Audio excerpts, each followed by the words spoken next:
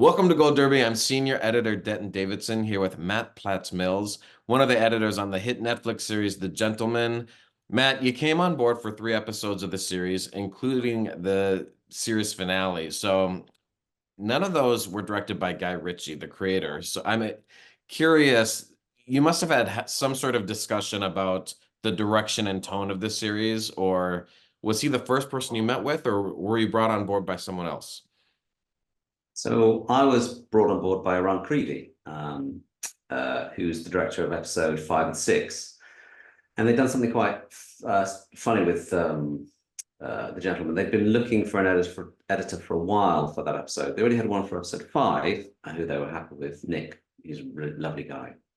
But they've been searching for somebody for a little while for episode 6. And strangely, they decided that I would be that guy. So they brought me on. In the UK, it's a sort of habit you have.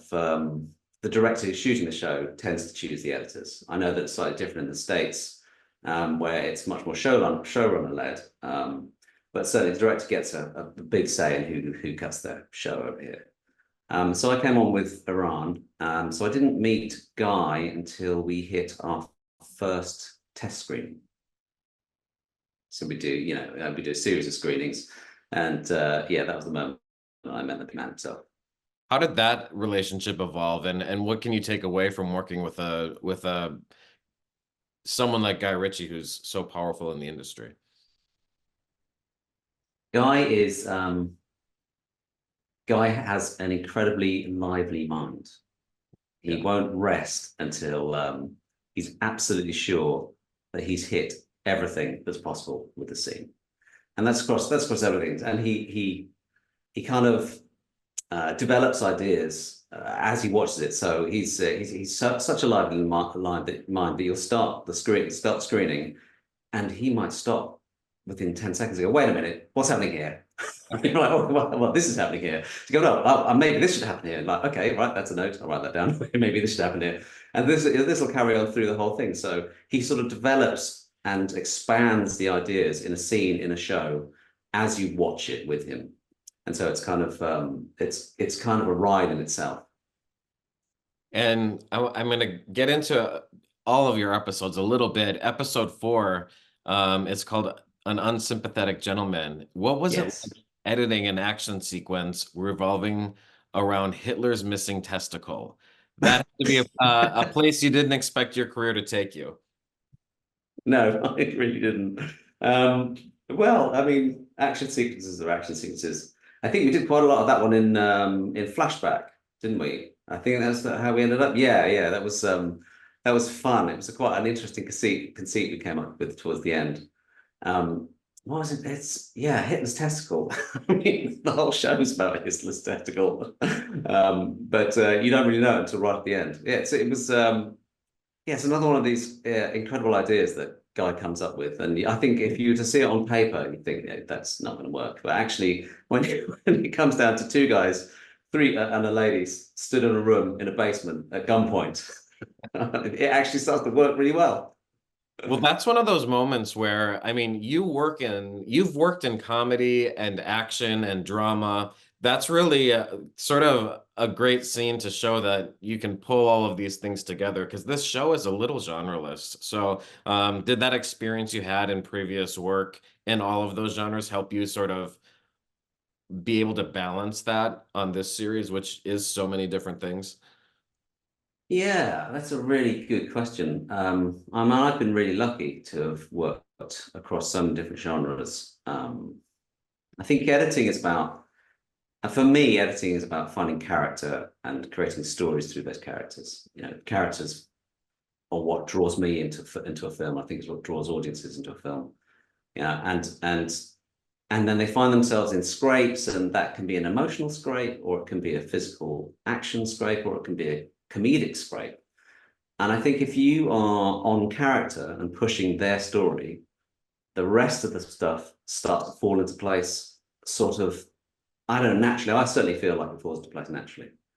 I did used to cut documentaries, and part of the training in that and music videos is you really dig into the footage. So you kind of investigate every frame to try and build something out of all these different disparate bits. And that's something I do in drama as well. I really search for the moments, the little beats that you can put here and there to pepper the characters, spice them up a little bit, really reveal parts of their inner beings. And then as far as things like comedy and action are concerned, a lot of that's about timing. Yeah. You know, both of those two are very, very timing. There are a lot of little tricks you can use, like in the action sequences. You can do things like snap frames. You cut frames out to make things like punches look like they land harder. And in comedy, it's all about kind of throwing it away for me, giving it a natural performance and just allowing the comedy to live on its own and not to push it. So there are techniques you can use, but I think if you found the characters, then everything else starts to fall into place, and dramatic moments, moments of jeopardy start to really work.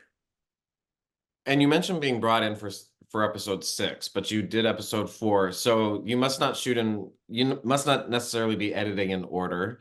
So how does that work? Is it does that complicate things for you to not really know like where the story is at any Yes. time? Yes, that's a great question. Does it complicate things? That it can be confusing, yes, as to where you are in a character arc, and sometimes you find yourself unpicking the whole structure in your own mind, trying to figure out, okay, so at this point, this character's like this, and then, okay, now I'm cutting episode 8. All right, now this is a completely different part of his arc. Now these two needs to connect in a totally different way. And so, yes, you do have to, but I think that comes with experience. I think if you spend enough time working through story structures and character arcs, you sort of, and I've been lucky again to work across features and across dramas. And so I have the experience of not just doing it in one piece, but also doing it in 8 pieces, if that makes sense. So yeah, you do get a little confused sometimes, and you have to remember exactly where that character is in their arc. So were you able to at least see the first 2 episodes that Guy directed? Oh yeah. Oh yeah, Yeah. absolutely. Yeah. So the first thing I did when I came on was watch the first. In fact, my episode 6 had been pre-assembled for me. That's how late I came onto the production. So I watched episodes 1 to 6 when I first arrived. And what's the biggest key when you are introducing a character mid-series? Like Thick Rick, he's a character introduced in one of your episodes. So as an editor, how do you prepare something like that where we're first seeing this person and really getting this character's story? Character introductions are, I think, absolutely key. And if you get a really good character introduction, then you've done a lot of the hard work of establishing that character straight away. And they can be different. You know, they should reflect who that person is, but also you could do it in as much as a simple action. Like I've introduced a character in the failure to handshake. So you don't see the character, and then they fail to handshake, and then you see the character, and that just shows this is a really standoffish person straight away. Thick Rick is just a lot of fun, basically. I really enjoyed that character. It's one of these things that Guy really likes to do, is kind of have these larger than life characters and then give them these sort of moments to shine.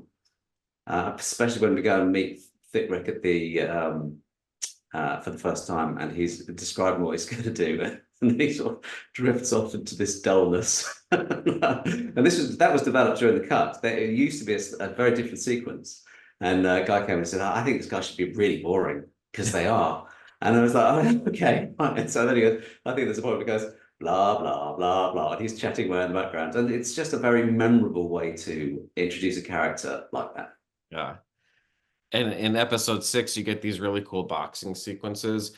Can you talk about techniques used there? Because to me, that felt different than a lot of the rest of the show in terms of like getting into a boxing ring. It's unlike the rest of the series. So what sort of techniques do you use to the show? And do you reference any like classic boxing films? Yes, that's really interesting, because that you're touching upon kind of something that I like to think of as the DNA of a film or a show. So like every team will turn up, director of photography, director, cast, and they'll have a feel to their rushes. It's like DNA. The story, the writing is there as well, and so it'll feel a certain way. And what Iran did with that sequence is he played a lot of on the exterior. He had these lovely sweeping shots.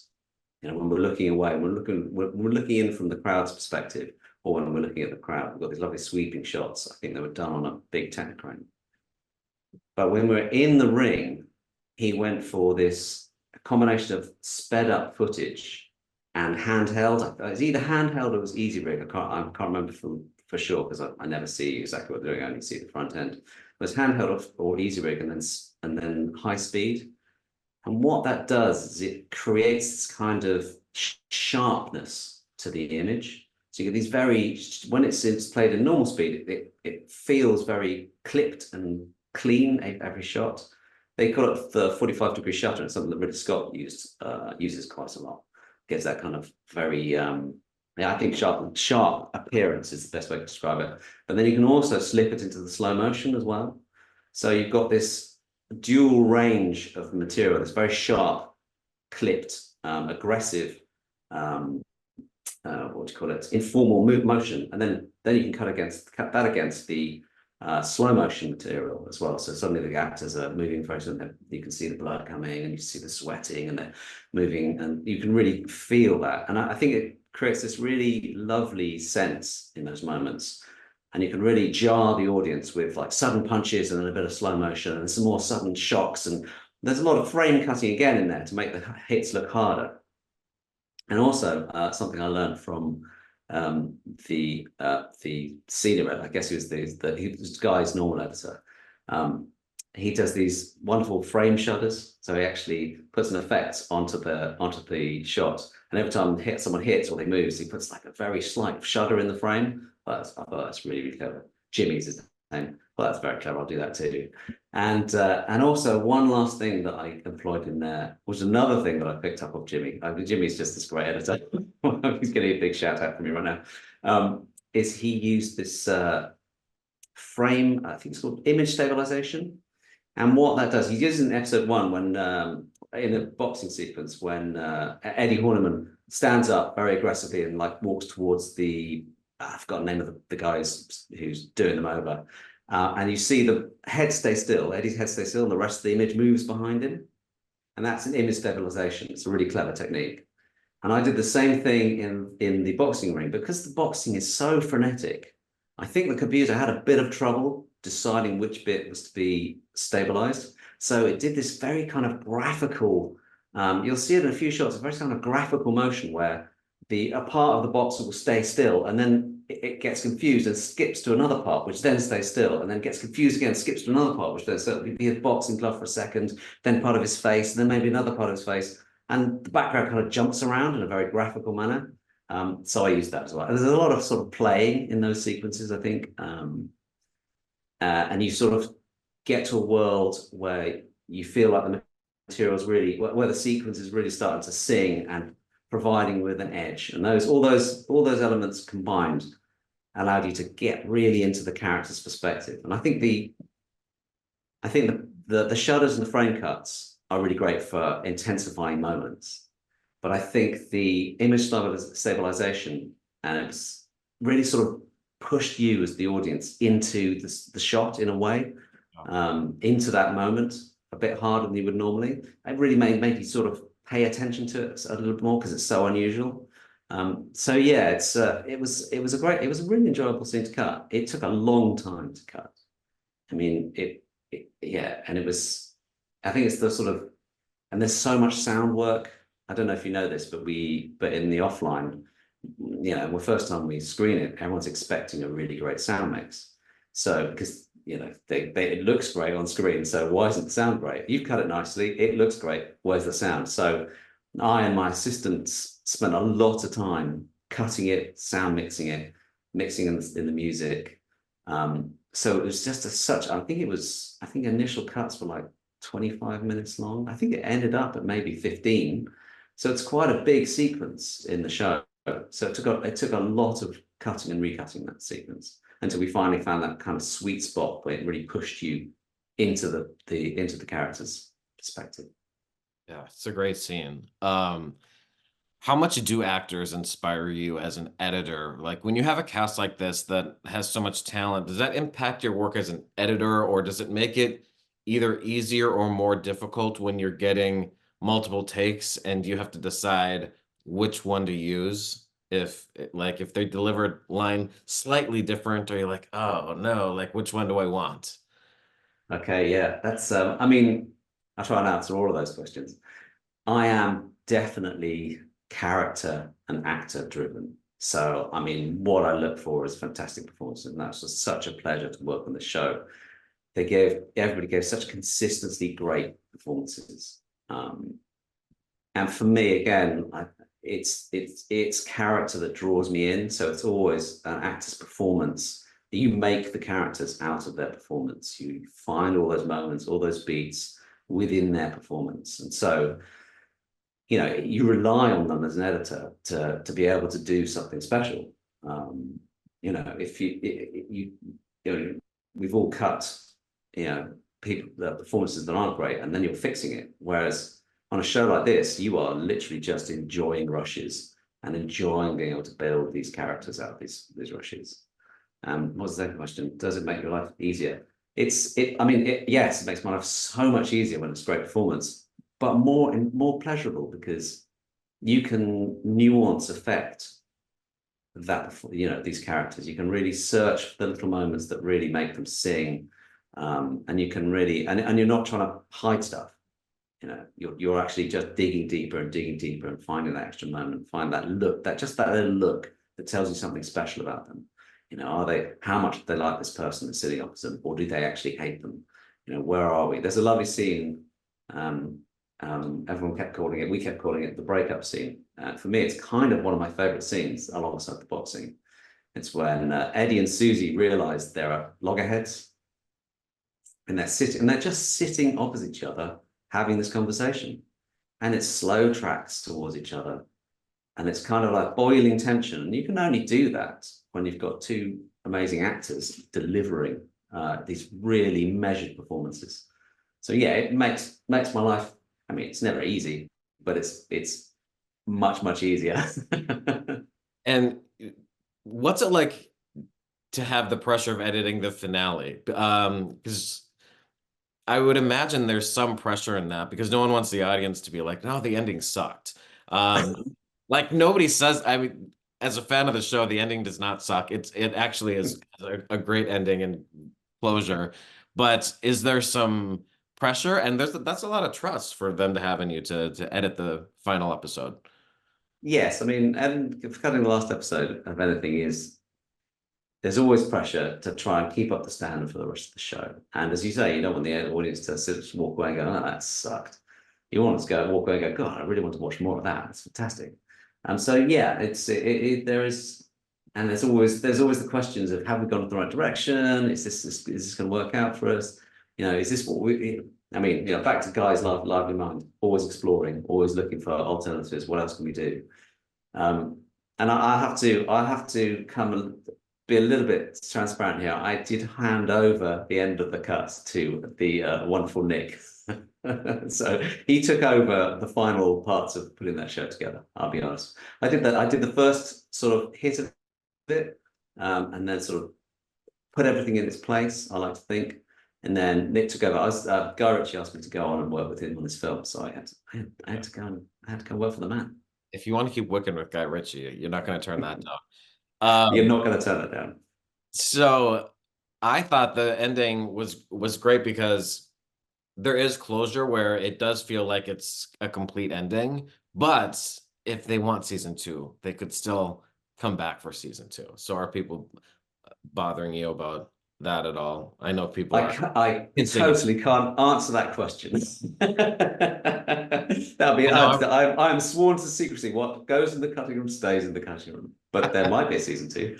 All right. Well, we'll have to wait and find out. Matt, congratulations. I'm sure you'll find out very soon. Congratulations on some great work on The Gentleman. All episodes are currently streaming on Netflix. And Matt, good luck to you and the whole cast and crew of The Gentleman at this year's Emmys. Thank you very much, and thank you so much for having me.